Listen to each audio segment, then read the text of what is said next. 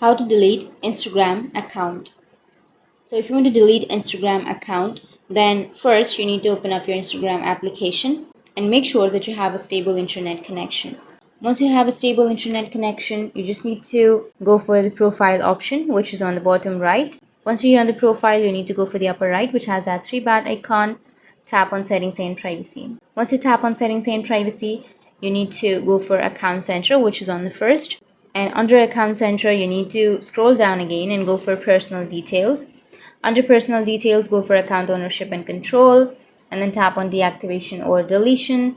Choose your Instagram account that you would like to delete, and then tap on delete account and tap on continue. And you need to enter a reason why you would like to delete an account.